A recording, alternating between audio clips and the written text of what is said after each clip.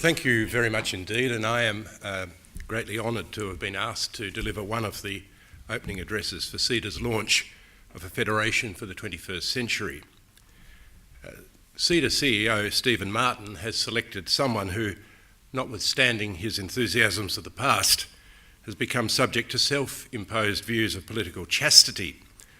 If I might so say, Stephen therefore has made a wise choice. It avoids all risk that any controversial remarks that I might make would steal the researcher's well-deserved thunder.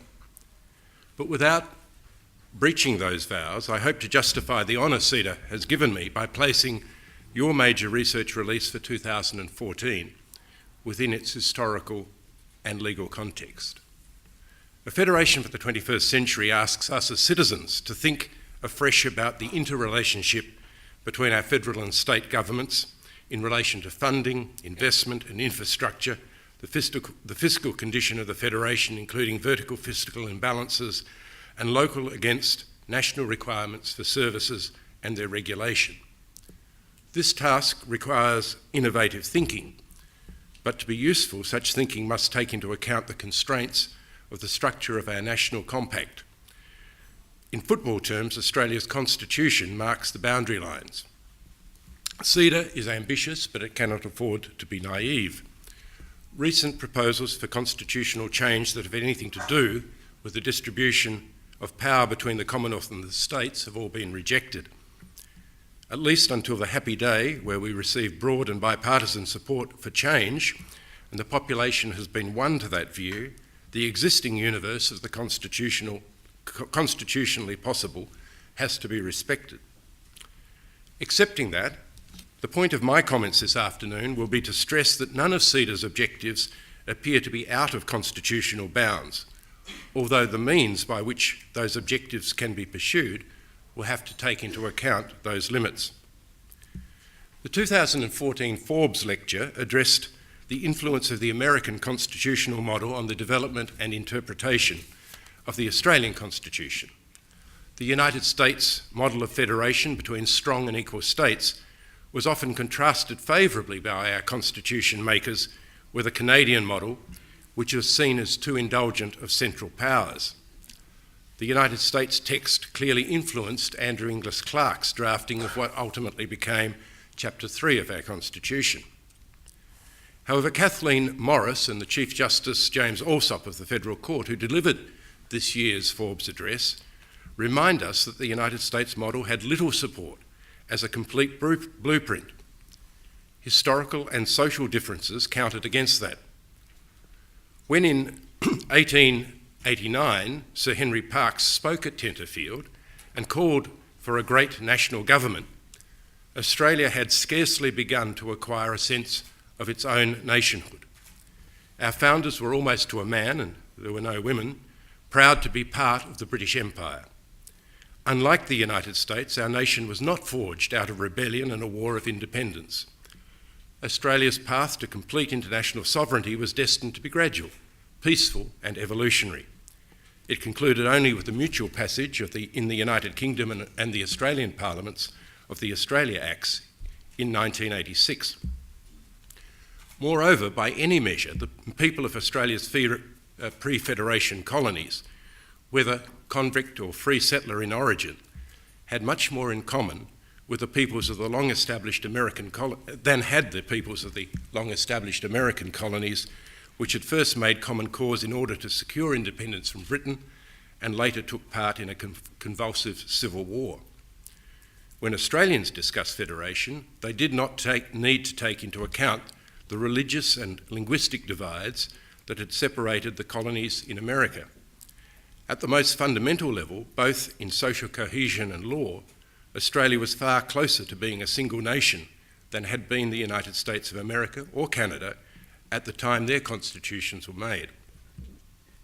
Putting aside the then unacknowledged violence which had displaced many of Australia's original Indigenous peoples, Australia's different, more placid, pre-federation history meant that there was no real opposition to establishing a united hierarchical system of law for a federated Australia under the supervision initially of the Privy Council and later the High Court of Australia. As a result, there has evolved a single common law applying to all Australia. By contrast, each United States state still retains its own quite separate legal system. There is no right of appeal to the United States Supreme Court in matters of ordinary state law, and so no coherent national system can be imposed. Even today, the common law of New York, governing contract or torts, for example, may not have any resemblance to the common law of California, and almost certainly would have very little in common with the civil law-influenced legal system of Louisiana. Once federation was obtained in Australia, the Commonwealth's preeminent position was established by the High Court when it repudiated the doctrine of reserved powers of the states in the engineers case, and later, in World War II, when it upheld the Commonwealth's entitlement to priority over the states in the collection of taxation. More recently, the High Court's decisions regarding the scope of the external affairs and corporation powers have reinforced that trend. But we should be wary of exaggeration. State and local governments have not disappeared, nor is it at all likely that they will. And that is why CEDA's work is so important. It asks us to consider how we can update our arrangements in the light of the legal, economic and social developments of the past 100 years so that they are fit for a new century. And we do have the tools to do that. Our Constitution permits, but does not require, that the fiscal whip hand be held by the central government. It does not mandate that we continue to endure vertical fiscal imbalance. Our Constitution permits agreements to be reached between our three levels of government so that services can be delivered by the most appropriate level. And the significance of what the Constitution actually prohibits needs to be put in perspective. In the Melbourne Corporation case, the High Court held that notwithstanding engineers, the Commonwealth cannot, through the exercise of its own powers, effectively writes the states out of existence. Yet the core of what is protected by that reasoning is relatively modest. The Constitution also prohibits tariff and other barriers to interstate trade and commerce, and it guarantees Australian citizens their basic democratic entitlements and protects their political speech. But I suspect no one in this room proposes otherwise with respect to either. Our Constitution also stands in the way of our court system being used for purposes that are inconsistent with judicial power. But CEDA would have no quarrel with the proposition that an impartial judiciary and the rule of law is a basic necessity not only for justice in the abstract, but also for the operation of a free market economy. So those of you who are inspired to think afresh about our federation cannot ignore the Constitution, but very few of the ends that you are likely to want to pursue are prohibited. On the other hand, some particular means of pursuing those ends may not be available. But fortunately, if one pathway is closed, that may not, and usually won't, mean that your preferred destination has to be abandoned. Take, for example, Australia's present corporations laws. Aspects of the national scheme that was first enacted were held to be invalid by the High Court in Wakeham because of Chapter 3 issues. With some changes to overcome that problem, with discussion between the Commonwealth and the states, success in the ultimate was achieved. Likewise, it may prove necessary to adjust the methodology underpinning some Commonwealth spending programs to take account of the more recent decisions of the High Court in Pape and the school chaplaincy cases. I express no view as to whether that may be so, but assuming for the sake of argument that it is, the Constitution has other mechanisms that would allow such programs to continue, assuming there is shared commitment to do so. Grants to the states on condition pursuant to Section 96, different tax arrangements and even transfers of powers to the Commonwealth are all robust and track-proven devices available to deliver the outcomes sought. Now, I'm on record in my former role as being a strong supporter of constitutional reform. But what I want to say today is that there is good reason to reject the superficially seductive argument that all big reforms to the working of our federation have to be parked until that occurs. Making the existing system work better within existing constitutional boundaries is not impossible, although it often will require the agreement of 2 or 3 levels of government. Moreover, even if we had different constitutional arrangements, that would not of itself guarantee that those problems would be solved. Canada and the United Kingdom have found it no easier than has Australia to resolve the tensions between their centres and the peripheries. On paper, the Canadian Constitution looks distinctly more centralist than does ours. That is why, as a model, it was rejected by Australian pre-Federation colonial leaders. The federal government in Canada has power to disallow provincial legislation. Provincial lieutenant governors are appointed by the federal government, as are all Canadian higher court judges. There is a Canadian Senate, but its members are not elected to represent the provinces, but are appointed by the federal government. Yet despite the seeming ease by which it is possible to legislate from the centre in Canada, the balance of power in that country has shifted to its provinces. We appear to be seeing the same forces at work in the United Kingdom, notwithstanding the paradigm legal sovereignty of its parliament. Concessions have been made to Scotland, and pressure for similar concessions to Wales and Cornwall grows.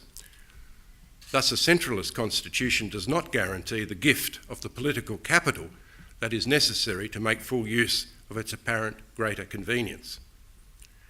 So if I'm correct that it's not our constitution that has held Australia back from making pragmatic and practical changes to improve the working of our federation, how then are we to explain what CEDA identifies as Australia's ongoing failure to overcome duplication and overlap between competing levels of government? Why, CEDA asks, have we not been able to evolve a principled approach about how to allocate which aspects of service delivery to what levels of government? The answer must be that at some deep level, we as Australians have not sufficiently yet agreed on a way forward. Now, except when confronted by crisis, the established order of things combines with inertia to make even the establishment of small changes difficult. And that is why CEDA's launch today is so relevant. CEDA is making the case for large changes. As your first speaker, Nick Greiner, said, to succeed, CEDA must build on what may or may not be an already shared agreement that our federation, as it currently operates, needs change. And having done that, it must then persuade the Australian community that what is proposed as reforms will be for the better. Democracy is untidy, so CEDA will need to respect the views of others and invite them into that conversation it is beginning today. That task will require both determination and persistence. It is not the work of a moment. Winning elite opinion will be a necessary but rarely sufficient condition of success. History suggests that elite opinion is unlikely to be enough to push through proposals for changes to funding, investment and infrastructure, particularly when they intersect with reforming the way government organises and delivers services. Any community can be provoked to resist changes it has not been fully persuaded of. But no task is more important for our nation's future than is ensuring that our federation can adapt and thrive into the 21st century. The father of sociology, Max Weber, wrote, "Politics is strong and slow boring of hard boards. It takes both passion and perspective." CEDA, of course, is not venturing into politics in the partisan sense. I could not have spoken today had it been otherwise. Yet the path CEDA is setting out upon demands identical high resolve as that Weber described. A federation for the 21st century certainly expresses CEDA's passion and perspective in the cause of improving the workings of our federation. And I wish you well as you take up the task of strong and slow boring of hard boards.